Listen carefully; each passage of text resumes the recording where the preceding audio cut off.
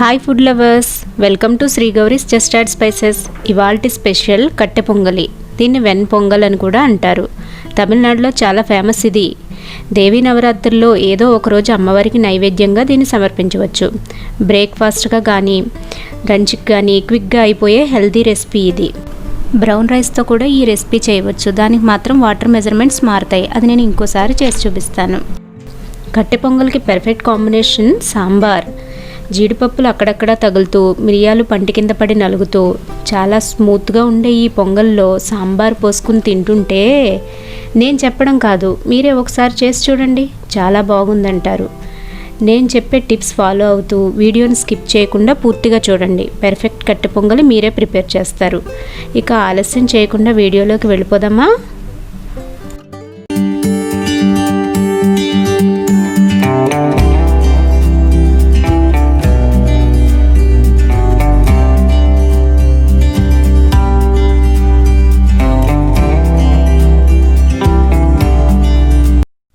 పొంగల్ చేయడానికి నేను 1 cup idli rice తీసుకున్నాను.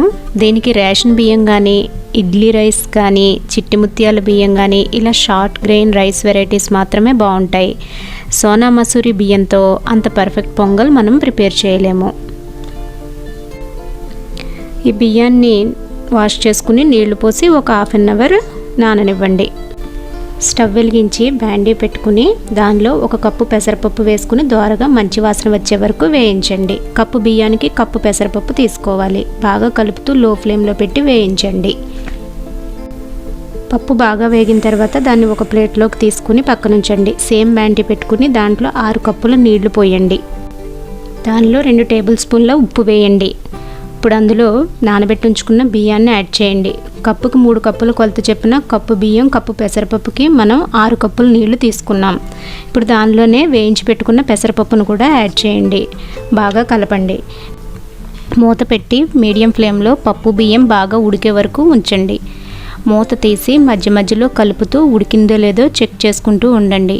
మీరు కుక్కర్లో కనుక చేస్తున్నట్లయితే 2 కప్పుల బియ్యం పప్పుకి 4 కప్పుల నీళ్లు సరిపోతాయి. కానీ కుక్కర్లో చేసే కన్నా ఇలా వండితే చాలా బాగుంటుంది పొంగల్. అడుగు పట్టకుండా బాగా కలుపుతూ మూత పెట్టి మరలా ఉడకనివ్వండి. అన్నం పప్పు బాగా మెత్తగా ఉడికిపోయాయి. స్టవ్ ఆఫ్ చేసి దీన్ని ఒక పక్కన పెట్టుకుని తాలింపు వేసుకుందాము. స్టవ్ వెలిగించి ఒక చిన్న మూకుడు పెట్టుకుని దానిలో 6 టేబుల్ స్పూన్ల నెయ్యి వేయండి.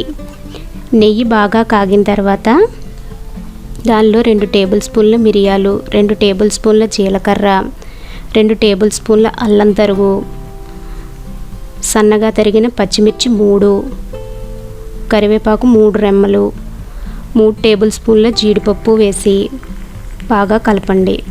తాలింపుని బాగా వేగనివ్వండి. బాగా వేగిన తర్వాత దానిలో 1/2 టీ స్పూన్ ఇంగువ వేసి బాగా కలిపి దాన్ని ఉడికించి పెట్టుకున్న అన్నం పప్పుకి కలపండి.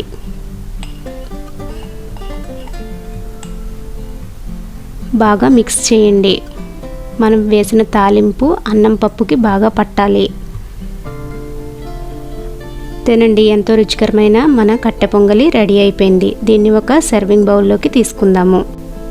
చాలా టేస్టీగా హాట్గా మంచి అరోమాతో మన పొంగలి రెడీ అయిపోయింది. లంచ్లో కనుక దీన్ని తీసుకున్నట్లయితే ఈవినింగ్ వరకు ఆకలి వేయదు. దీంట్లో నెయ్యి ఎంత కావాలంటే అంత వేసుకోవచ్చు. కానీ నేను హెల్త్ కాన్షియస్లో కొద్దిగా తక్కువ వాడాను. ఈ రెసిపీకి సాంబార్ పర్ఫెక్ట్ కాంబినేషన్. ఇంకెందుకు ఆలస్యం, మీరు కూడా ట్రై చేసి మీకు ఎలా కుదిరిందో మీ అభిప్రాయాల్ని కామెంట్లో తెలియజేయండి. మరిన్ని టేస్టీ రెసిపీస్ కోసం మా Shri Gowri's just add స్పైసెస్ని subscribe చేయండి. మా లేటెస్ట్ అప్డేట్స్ కోసం బెల్ ఐకాన్ ప్రెస్ చేయండి.